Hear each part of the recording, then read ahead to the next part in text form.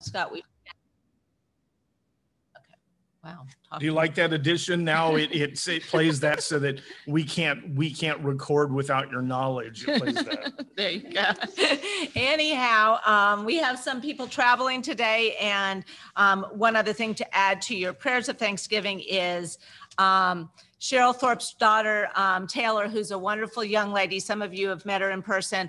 She graduated from high school, and I guess it's been 7 years ago when Cheryl got diagnosed with metastasized stage 3 cancer, and her greatest prayer was to see her daughter graduate from high school. So it is, and she is in remission now. And as you've seen her, she had a tough bout with COVID, but she looks great and is feeling great. But talk about an incredible prayer being answered.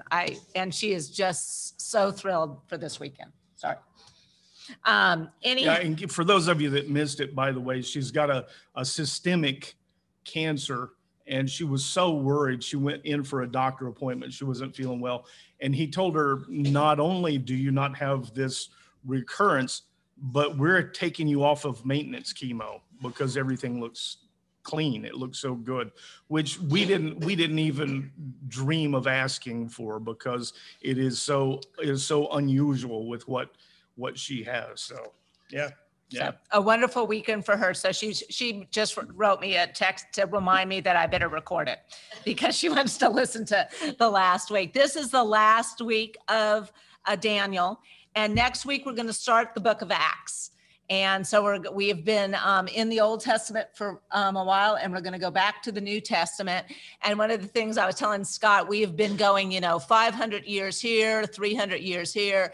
The book of Acts is 30 years. So we're going to go back to a time frame of number of years. It's a span of a span of 30 years. It covers 30 years. So anyhow, I think it's always funny in the Bible. Sometimes you're going 500 years back and forwards, and other times we're going to go 30. Well, no, but that's worth mentioning. I mean, we should, because David mentions it in one of the Psalms where he says that we last, 70 years, 80 if you're lucky. And we tend to look at everything in terms of ourselves. It's just one of the sad things about humans. And we look at everything in terms of a human lifespan. And these studies should really drive home the fact that 80 years in terms of this story, in terms of God's story, is really sort of not, it's a blip. It's an eye blink. And we get lost. And there are times where, like in Daniel, we lose sight of the fact that even that takes place over, he's a really old guy now.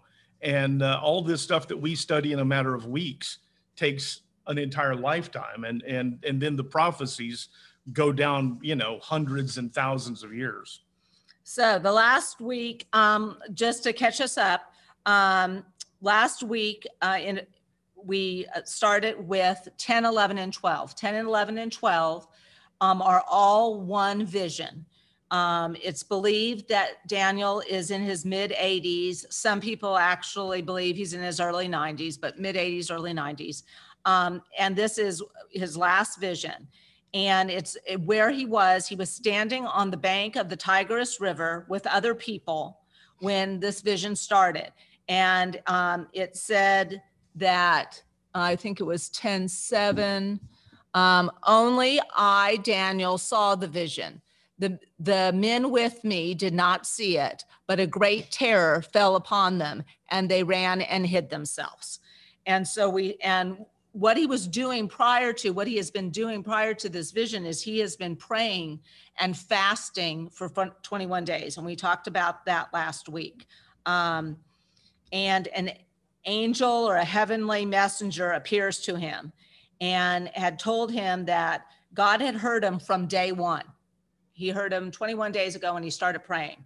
And there's a side note for us. God does hear our prayers. Just because he doesn't answer it on day one doesn't mean he didn't hear it. Anyhow, God heard his prayers, but that this angel was in a battle with the Prince of Persia. Prince of Persia, we discussed, was a a person of Satan, or a representative of Satan, we believe. So he was fighting a spiritual war, and Michael, the angel, which appears, Michael and Gabriel appear by name as angels in the New and Old Testament. And Michael came to help this angel, and so that he could give this message to Daniel. And during this whole time, it's another side note, Daniel didn't stop praying. Okay, so we left off on Daniel. I'm going to go back up to Daniel 11, verse 4. So this is describing Alexandra. Then a mighty king will arise who will rule with great authority and do as he pleases. But as soon as he is established, his kingdom will be broken up and parceled out towards the four winds of heaven. It will not go to his descendants, nor will it have the authority with which he ruled, because his kingdom will be uprooted and given to others. Do you want to, and I'm going to show the map, but to explain those four kingdoms, if you will. Alexander rolled up most of what was the known world.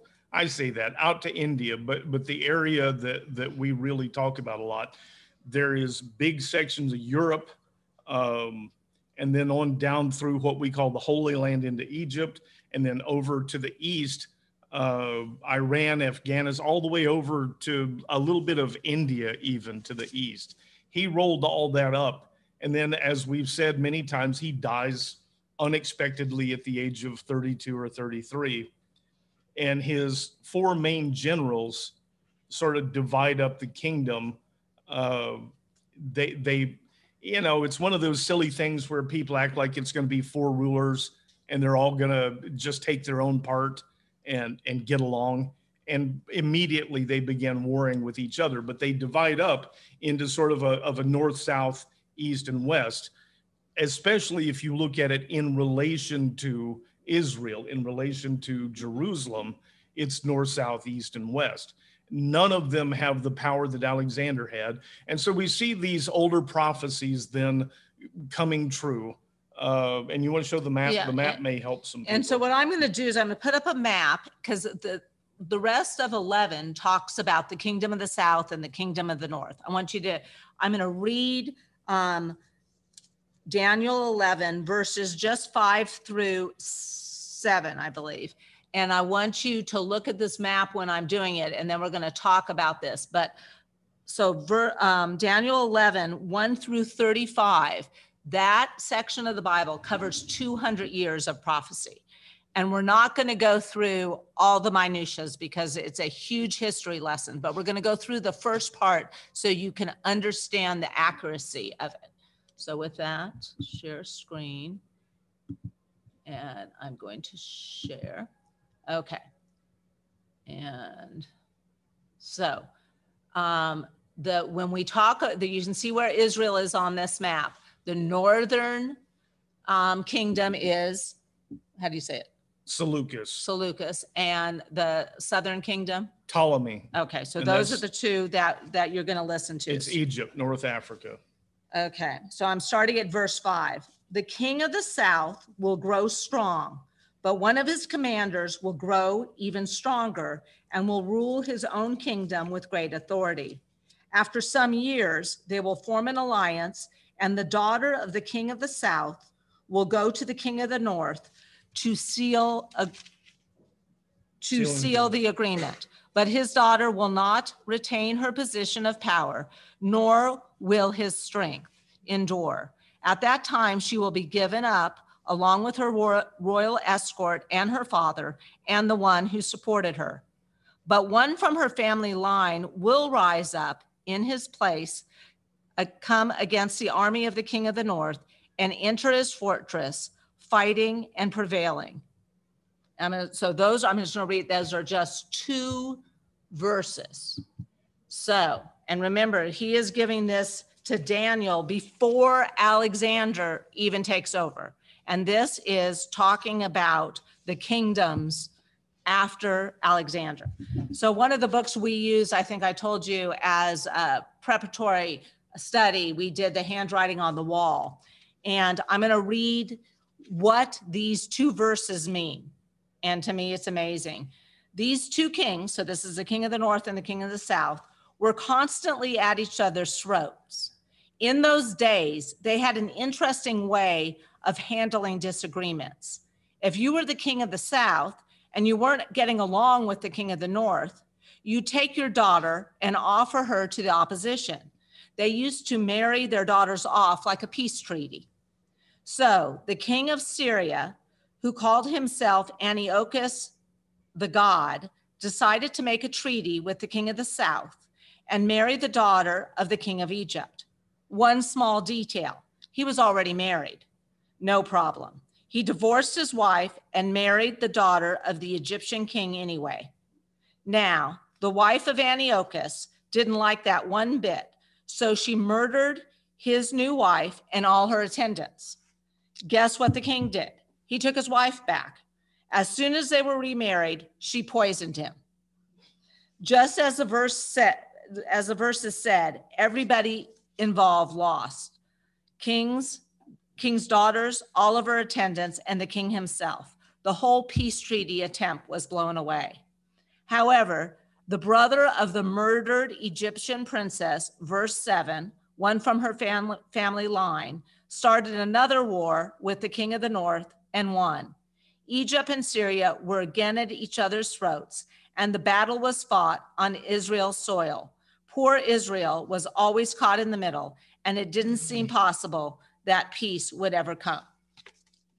That's 2 verses, and that's what really happened after that prophecy. You want to talk about it? Yeah, so for starters, if we took this whole chapter of Daniel and all the prophecy in it, and then tried to show you the parallel history and how true it is, nobody would be with us by the end of the study because it's just tedious. But you go through it and you realize it is absolutely true. It is easily seen as true.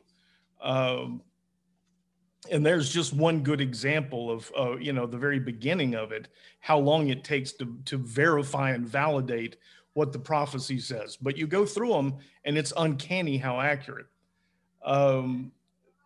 People have taken that and said that because it's so accurate, it's obviously fake. It was written after the fact. And one of the things that this week, maybe this will make sense to you. They say that this was written as if it was a prophecy, but it was really written as history. But the problem you have to ask, the thing you have to ask is, who would have done that? Because it also points to Jesus clearly when it talks about this Messiah coming, and then he's cut off and killed and left with nothing, but not because of anything he did. Jews would not have written that because they wouldn't have endorsed the idea that Jesus was Messiah, nor the idea that this person would come and then be cut off and abandoned and killed. That's not the kind of Messiah they were looking for. That's not that they wouldn't have endorsed that as being Messiah. So it wasn't a Jewish prophecy. And the thing is, they say it was written somewhere around 150 BC. Well, therefore, it wasn't written by any of Jesus' followers trying to use history to validate because they didn't exist yet. It still has elements of prophecy that are uncannily true. And so one of the things that I've sort of scratched my head about over the last few weeks is I've read all of this commentary about how this is not really prophecy. It's written after the fact. But nobody has any really good idea who would have written such a thing and why, because it destroys a lot of the things that they want to prove, that the things that they represent, it messes that up. And so, and there's nothing really historically that says that it wasn't written by Daniel when it says, except that people simply don't want to believe that it's prophecy. So because it is so uncanny. I mean, when you read those sentences again, and what I'll do is I'll scan this book. For this chapter. So you can go, if you want to go through all of Daniel piece by piece, he goes and explains how in reality it happened. But those 2 verses I mean, when you read them first, you think, what are they talking about? But then when you find out what really happened, that the king of the south married his daughter to the king of the north, and the whole murder and poison and the king's attendants, that's what really happened. Then you go back and read the prophecy and you think, wow, I mean, that's how it occurred.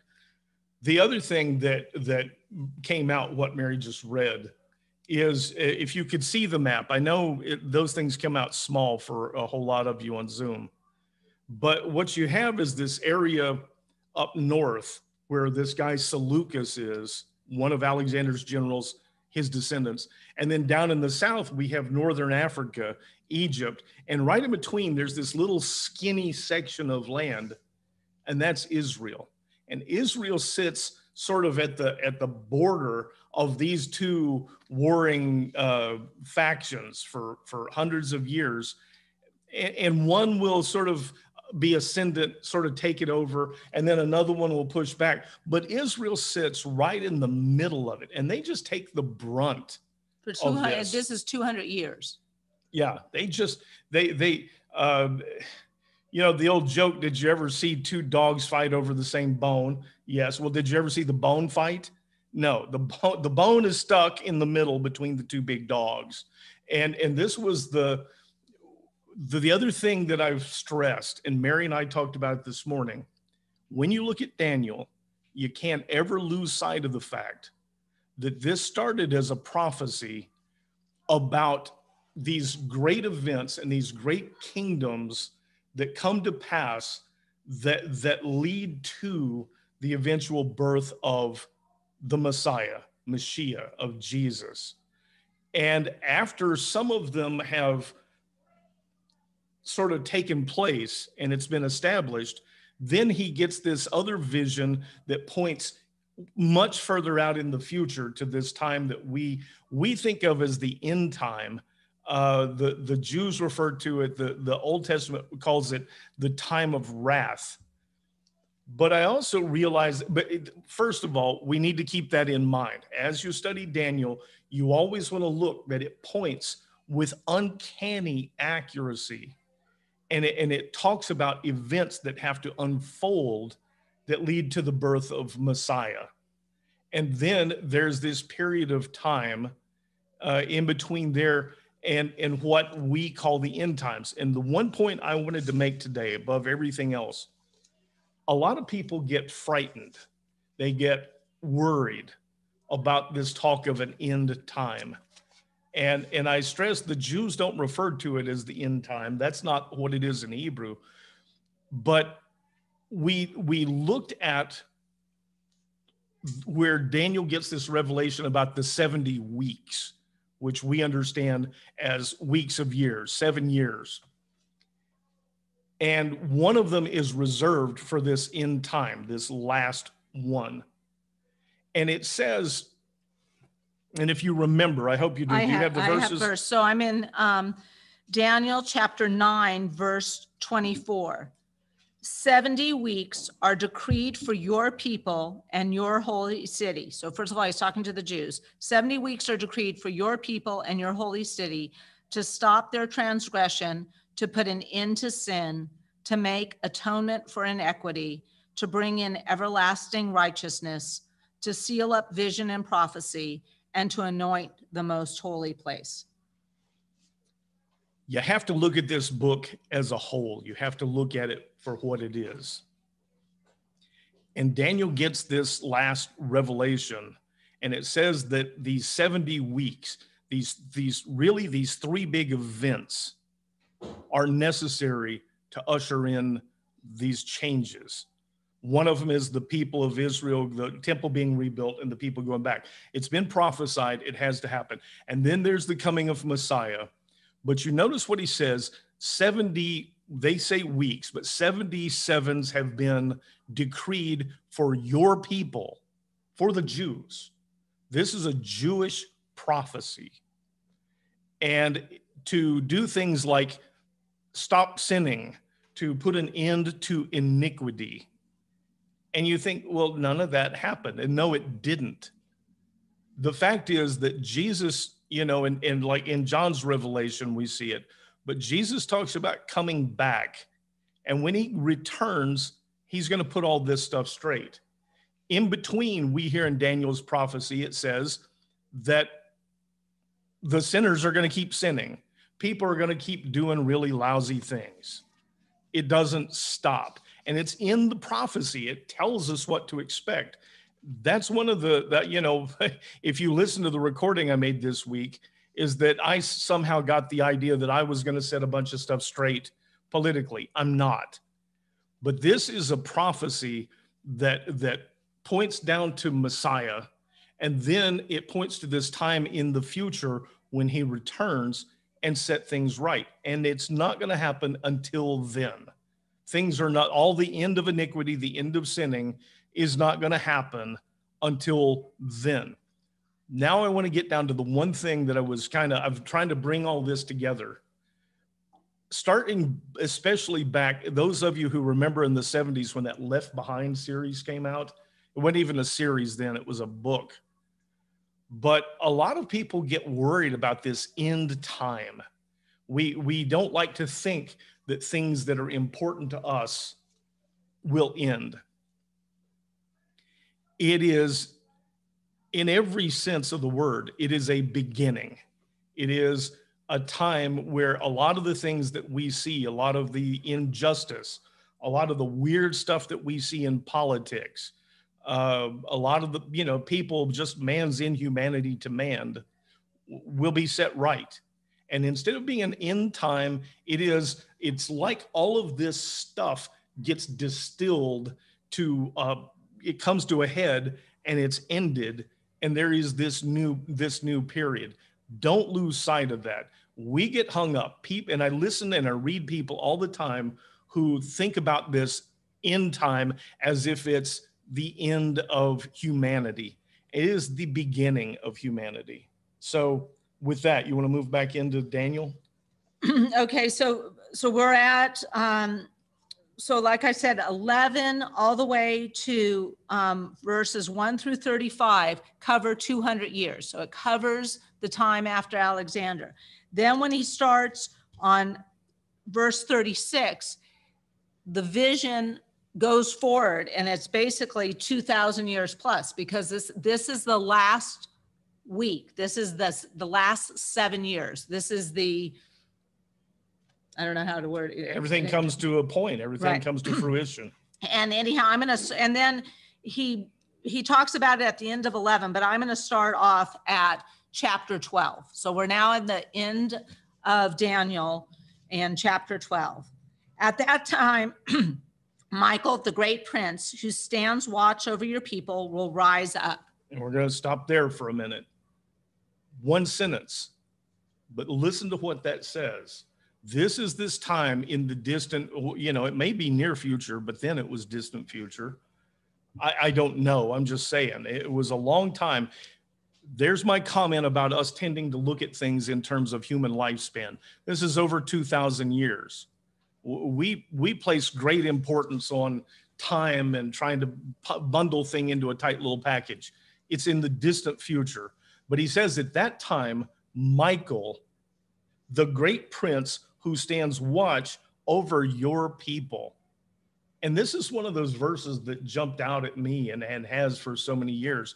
Michael, Michael, that we call an archangel, or the archangel for all I know, is the great prince who stands watch over your people, over the Jews.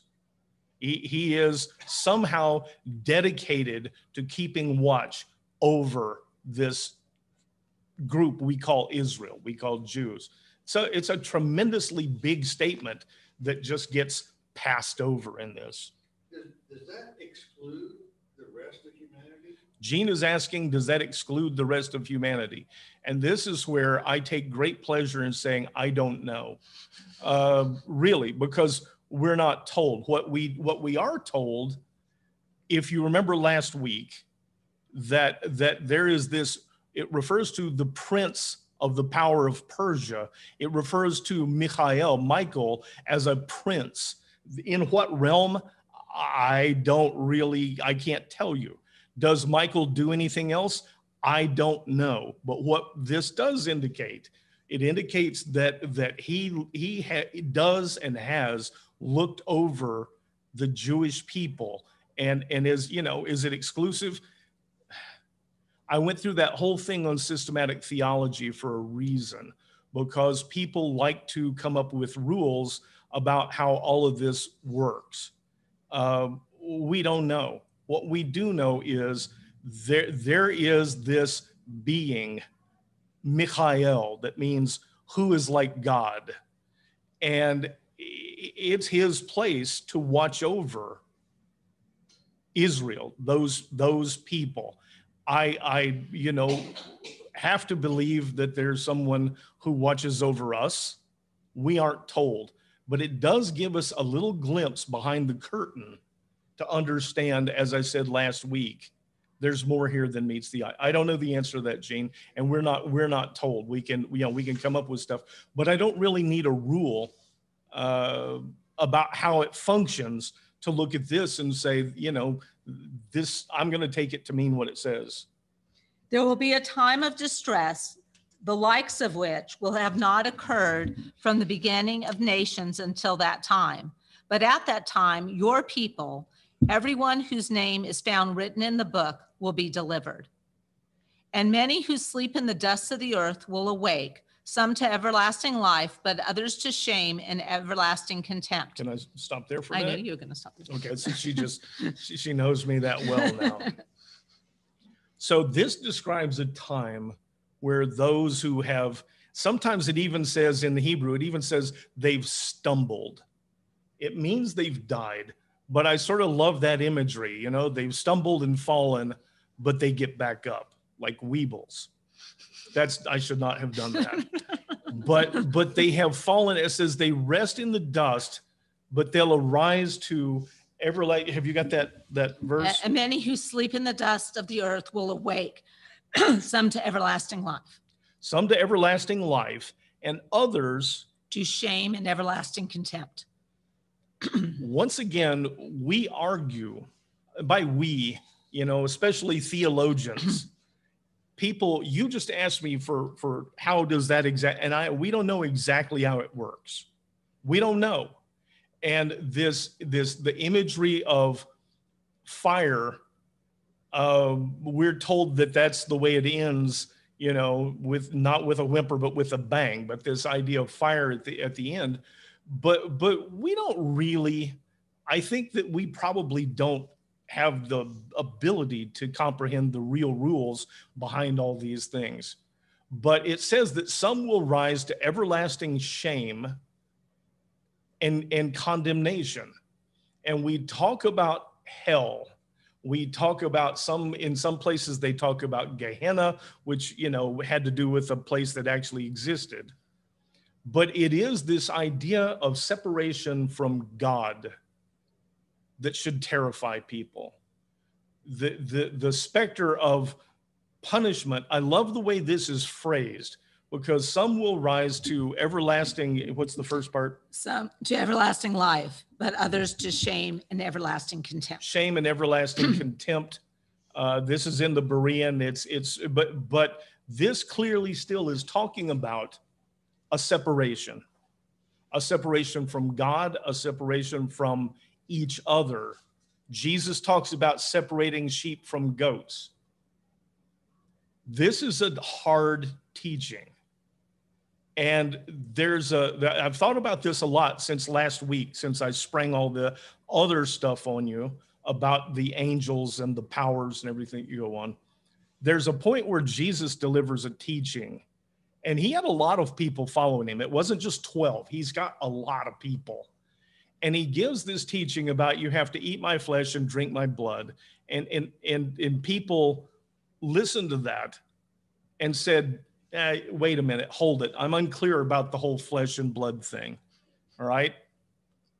And they came to him and they said, you didn't really mean that. And he said, I really did. And I've mentioned this before, but they say, this is a hard teaching. We can't accept it. And they left. They left over it. I don't like the sound of that.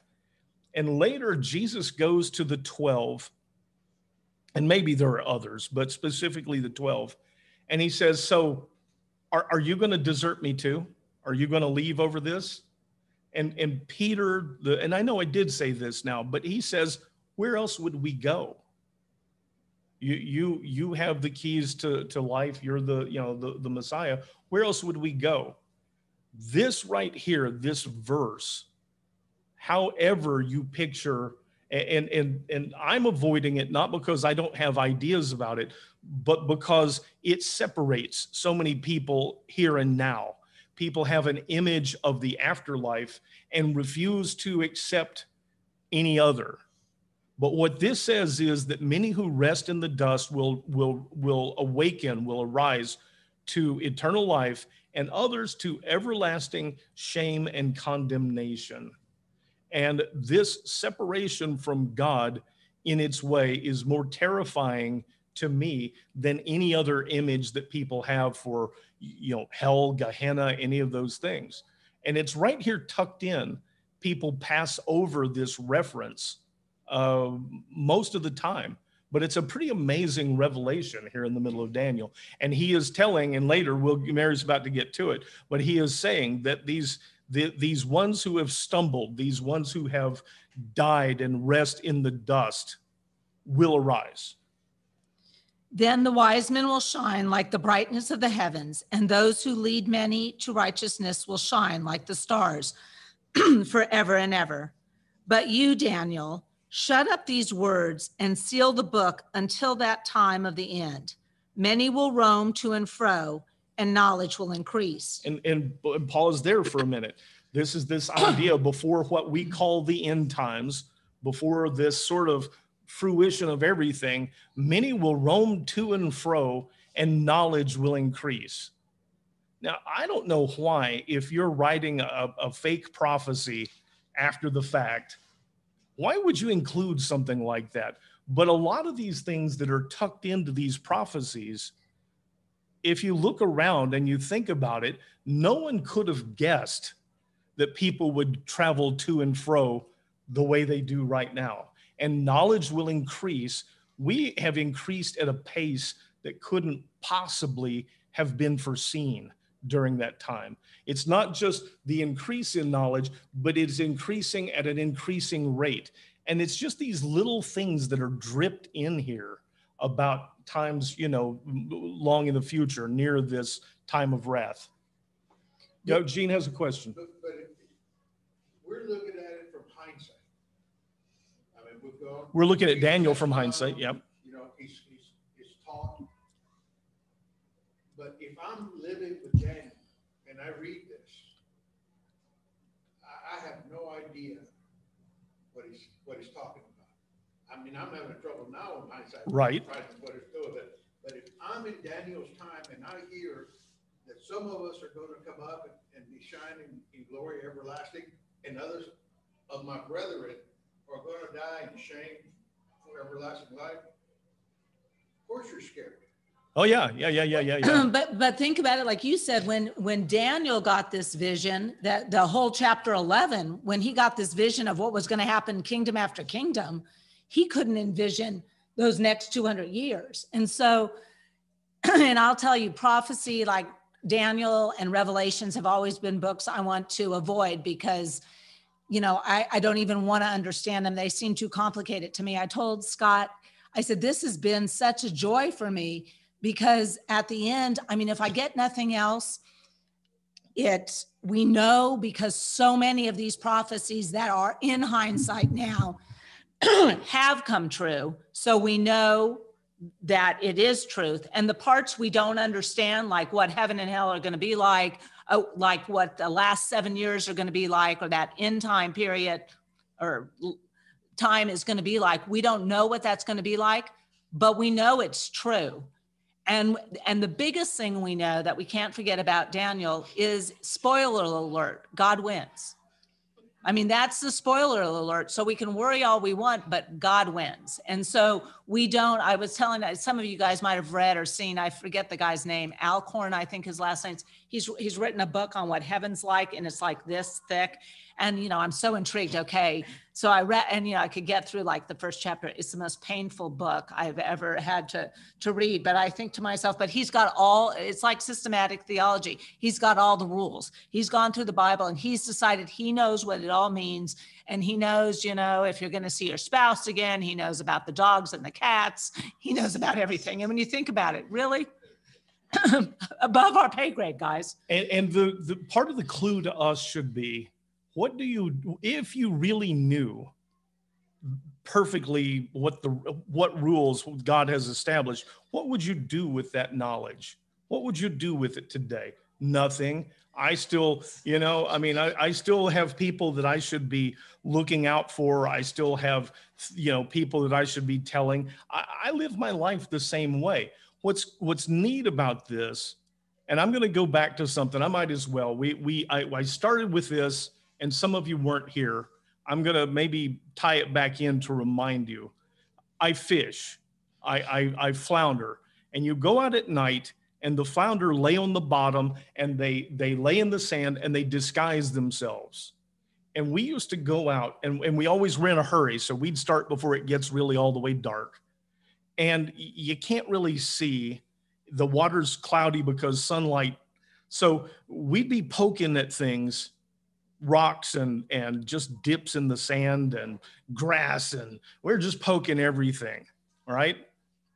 And then later, when it gets fully dark, I made a joke. I grew up floundering with a really good friend, and I always said, everything looks like a flounder until you see a flounder. Everything we were sure, there it is, and you stick and it crunches because it's a shell or whatever. Everything looks like a flounder. And then once you actually see one, you look back at all that other stuff and you go, wow, that was dumb. That was stupid of us to be gigging. That didn't look anything like a flounder, but we thought it did. At that moment, we thought it did. And that's the way it tends to go with these prophecies. Gene just said that at the time this happened, a lot of this, they didn't understand. They didn't, and that's what makes it so cool, because you're right, they didn't. And yet you have the benefit of when you reach a point where it's been revealed, when the water clears up a little bit, when it is behind, and we look at it and we go, oh my gosh, I mean, how did people get confused? Obviously, it's this. Everything looks like the prophecy until you see the real thing. That's one of the points. And when it says these little things like people will go to and fro and knowledge will increase, no one could have envisioned the going to and fro that we see. No one could have envisioned the knowledge increasing until recently. And all of a sudden, we look at those words and we have to think, maybe it meant a little more, but that's okay that Daniel didn't know. Keep reading, because it's going to say, Daniel's going to say, I didn't get it. Then I, Daniel, looked and saw two others standing there, one on this bank of the river and one on the opposite bank. One of them said to the man dressed in linen, who was above the waters of the river, how long until the fulfillment of these wonders? I did read a commentary this week that said, here's Daniel looking at seeing this vision, and he's probably thinking, that's exactly what I want to ask. So how long until all this comes true? Anyhow, at verse 7, and the man dressed in linen, who was above the waters of the river, raised his right hand and his left hand towards heaven, and I heard him swear by him who lives forever, saying, it will be for a time and times and a half a time. When the power of the holy people has finally been shattered, all these things will be completed. So times, and half a time is 3.5 years. In this context, time is, and it's used other places, a year, years, and a half a year, 3.5 years. It's half of the 7. And in John's revelation, we see this where this being that now they call Antichrist, but this person comes into power. And for the first half of this 7 years, things look pretty good. And then it all goes really, really bad. We're told he makes a deal with the Jews. He says, I'm going to protect you. We're making sort of a truce. And then in the middle of that time, he goes back on his word. And it says that the power of the Jews, the power of the holy people, is shattered. So in the middle of this, things go really, really bad. And what makes this so intriguing is that it ties in with other prophecy that we get later. But you think about, all the, through history, before I even studied this, all the, who they thought was the Antichrist. So one of the ones they thought was the Antichrist was Hitler. But I think to myself, after reading this, it says here that for the first part of it, the Jews are going to say, yes, you're my leader. Yes, this is good. And nobody ever said that. None of the Jews ever said to Hitler, this is a good deal. They did not embrace his offer. No. Yes. He didn't make an offer anyhow. Well, some of them, yes, some Yeah. of them did, but yeah. But I have a question about the power of the holy people has finally been shattered. The Jews being by name the holy people, they've got no power. They've got God, Yahweh.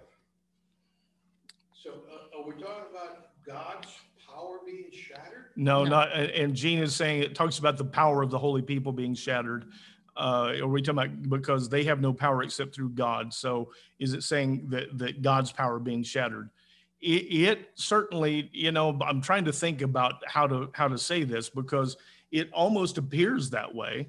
There's a period of time where this man, this person, is ascendant to the point that he's powerful on a global basis. And it's sort of all of everything coming to a head. But no, I'm convinced, and I should be careful, I'm convinced that it means Israel as a nation, that these people, they are shattered once and for all as a nation. And if you look at some of the developments that we have, it seems like they stand almost alone. And the possibility of that happening, we saw 4,000, by the way, and most of we lived there. And, most of the time we lived there in a very peaceful time, but every now and then a mall would blow up and traffic across the whole country would just be shut down.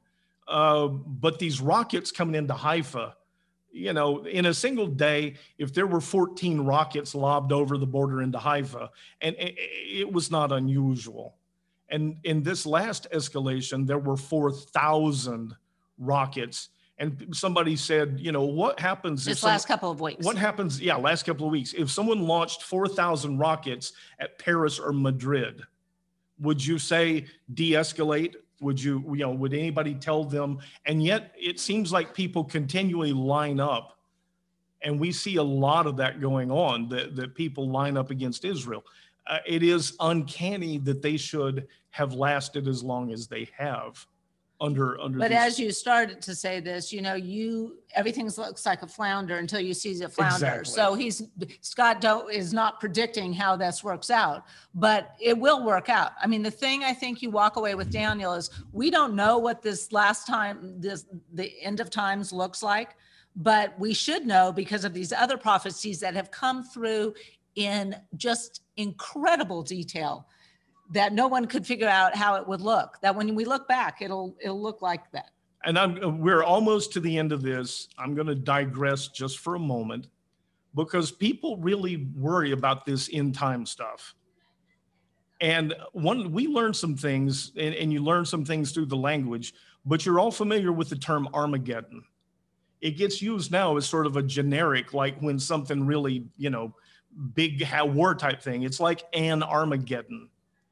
So there's a place in Israel called Megiddo.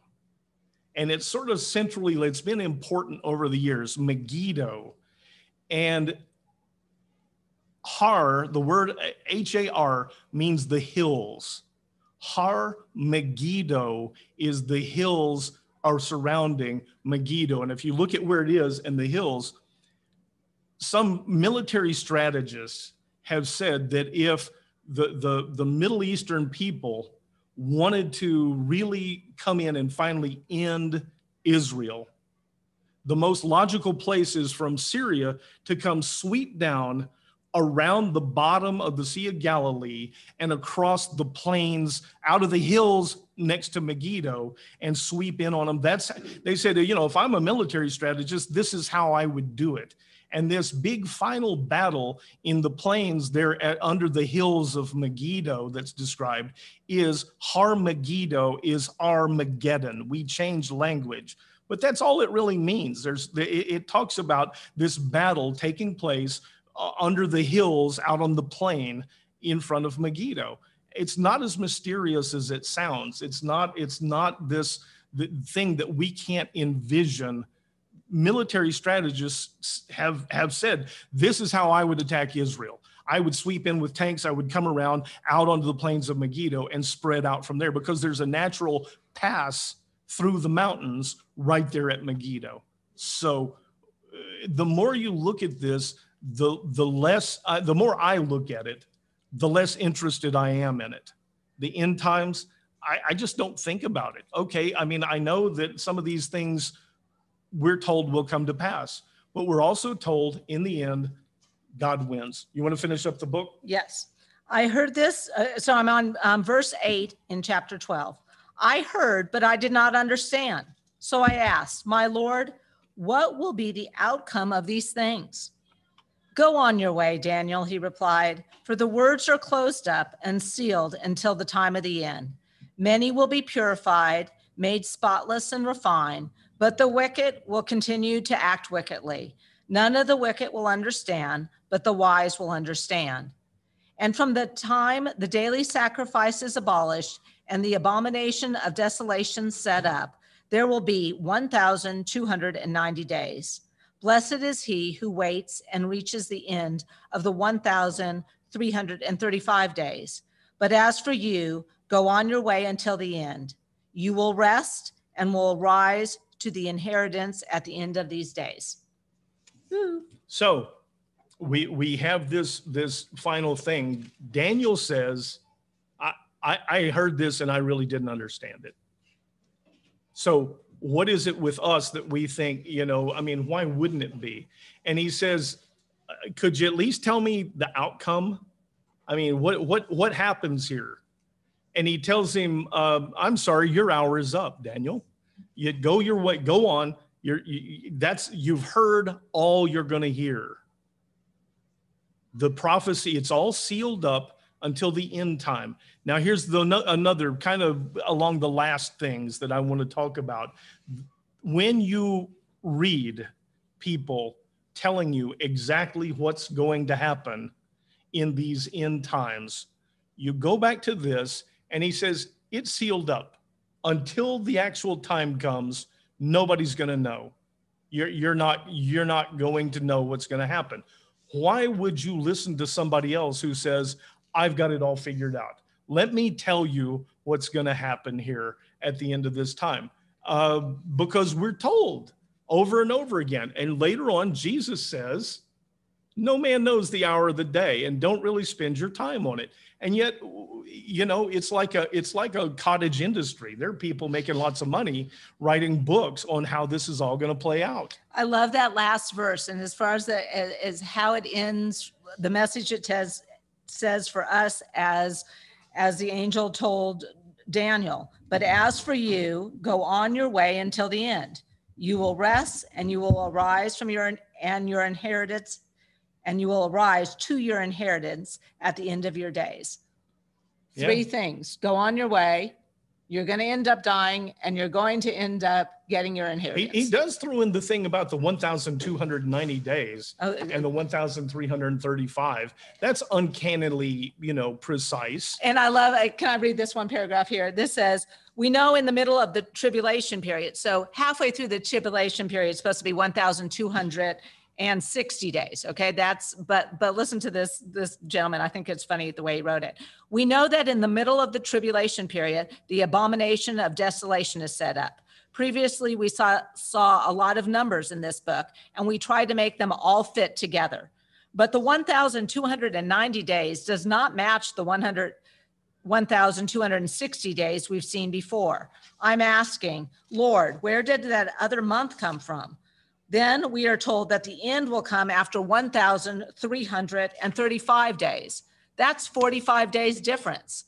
I have, this theologian says, I have some sanctified guesses, but I do not believe it's wise scholarship to theorize.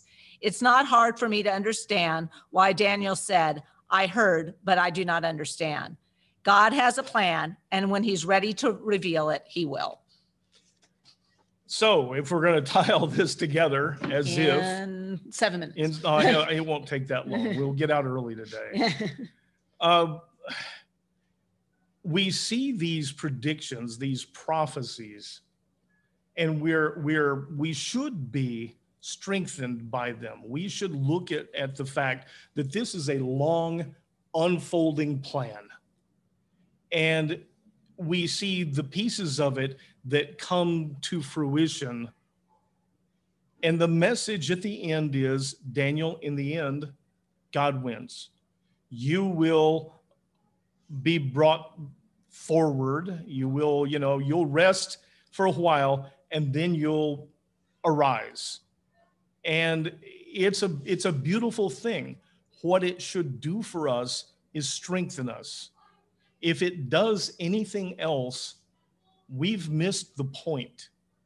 It's easy for people to get lost in these things and to get so consumed with them that they lose track of daily life. I know those people. I know a whole lot of them.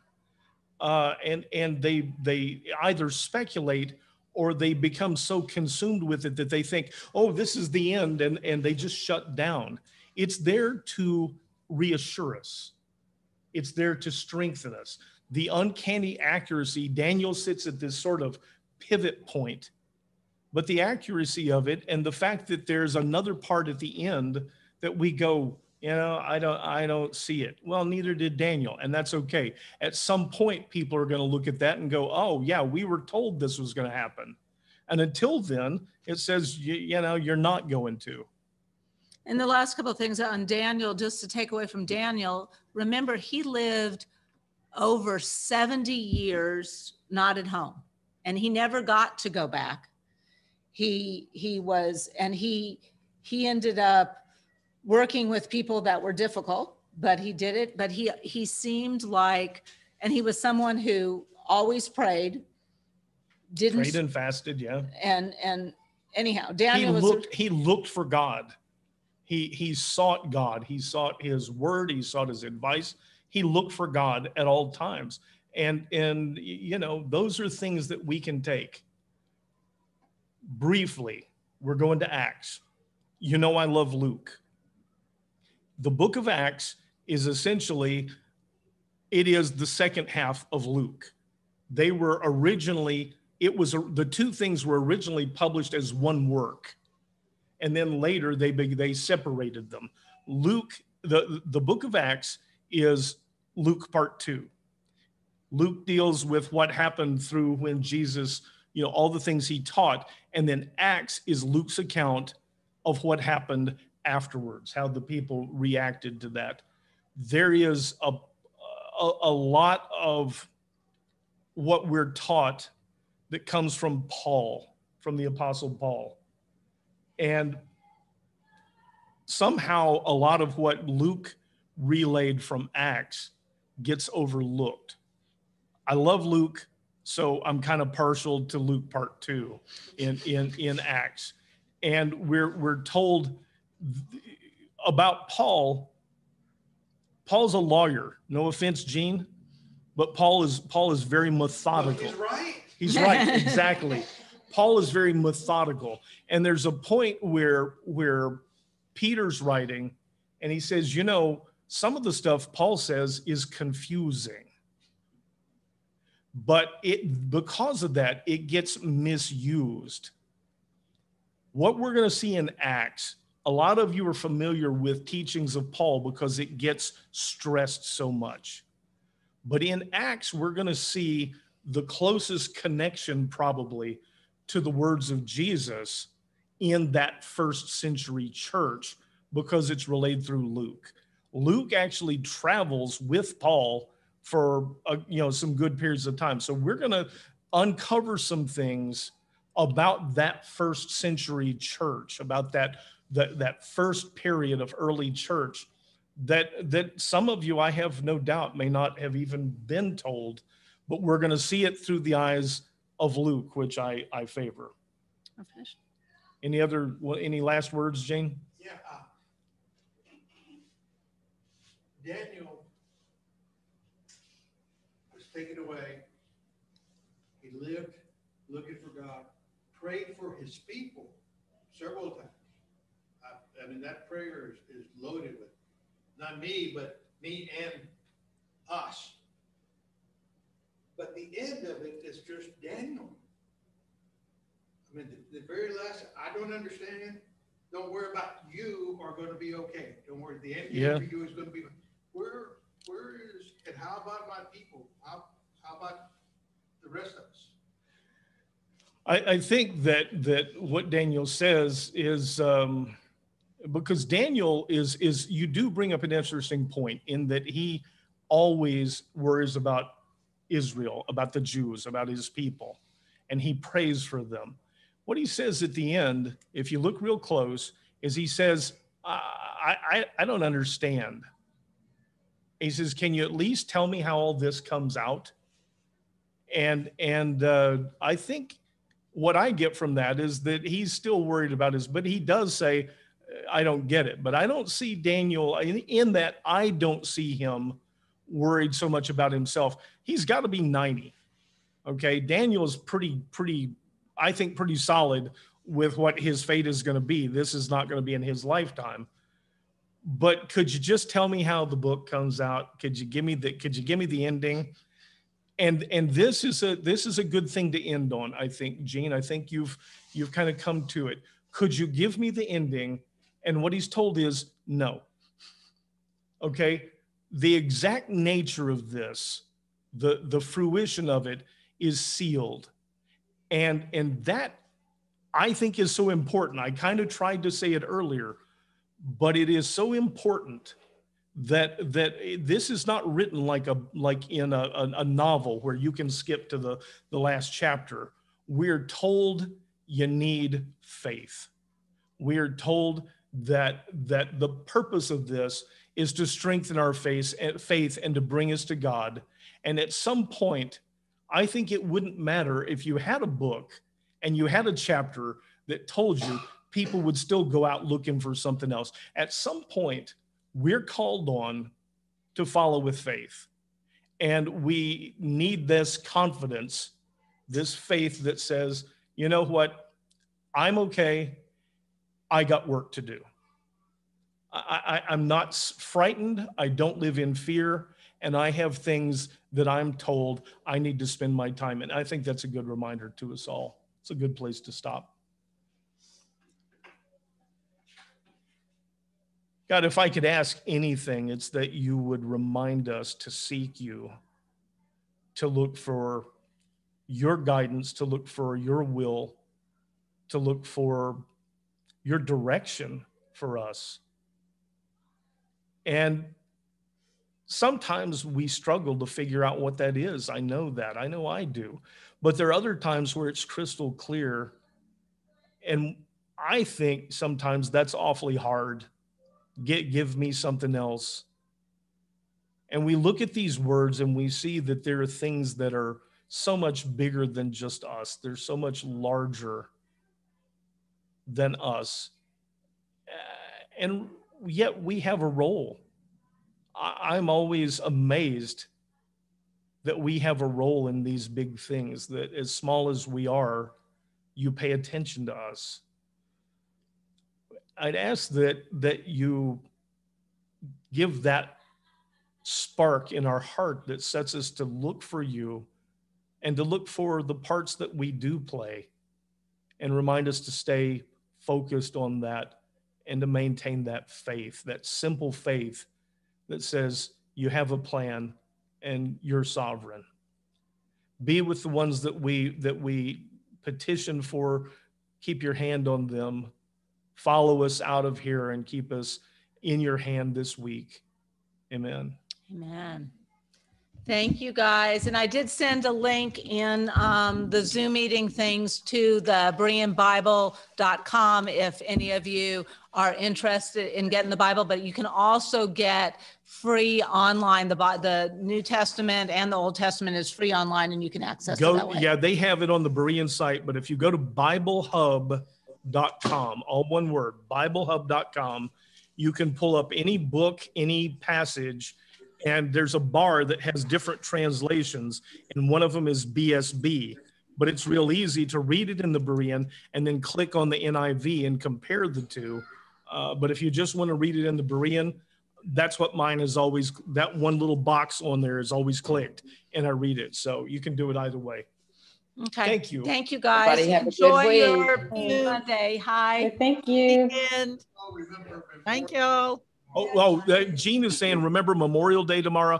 And it's also a very good point. It is important for us to acknowledge the people that sacrificed, the people that served.